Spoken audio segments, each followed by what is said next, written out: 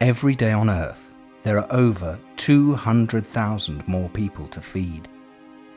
There are increasing and competing pressures for land and water resources. Carbon emissions continue to rise. Some experts say we're only one poor harvest away from a global food crisis. Food is an urgent issue of our time, how we produce it, eat it, and transport it. At the same time, we're an increasingly urban society. By the end of the century, 4 out of 5 people will live in a city. It is in cities that the food crisis must be tackled and solved.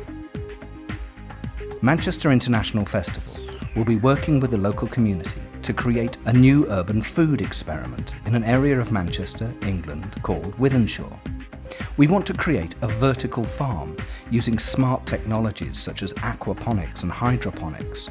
We want to harvest light and conserve energy. We will retrofit a disused office block called Alpha House. We will turn it into Alpha Farm.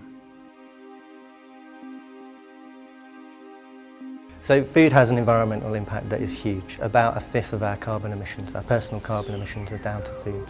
So the way we shop, what we eat, is crucial if we want a low carbon economy.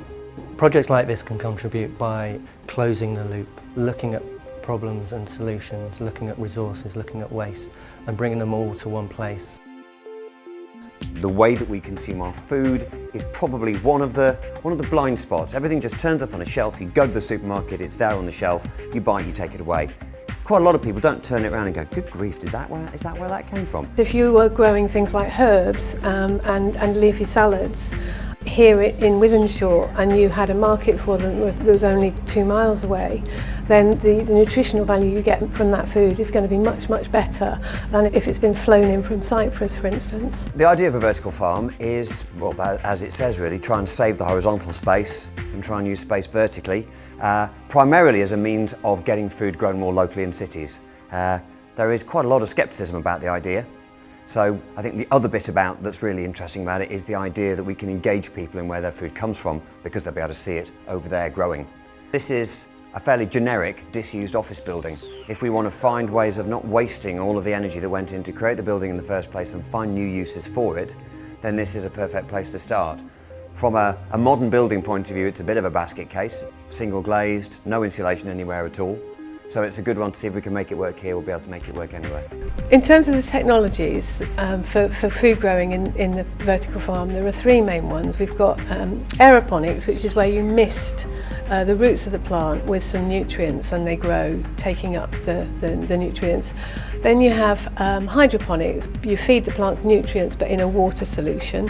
And then aquaponics, and that you basically have fish in water, and the activity of the fish basically provide nutrients for leafy vegetables, so the fish can be harvested and also the food gets harvested. In an ideal world, what there'll be some herbs growing that can be sold to make some money. There'll be fresh green leaf vegetables with the really fresh pepperiness of a freshly grown rocket leaf and something like that.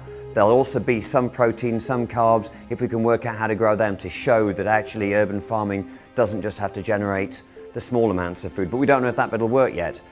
And it will also do so using less energy than it would have done to have grown it in a field miles away, shipped it off to a distribution depot and brought it back again. This vertical farm project is fantastic. It takes the resources and expertise of a local community and uses it in a way that brings benefit to that community.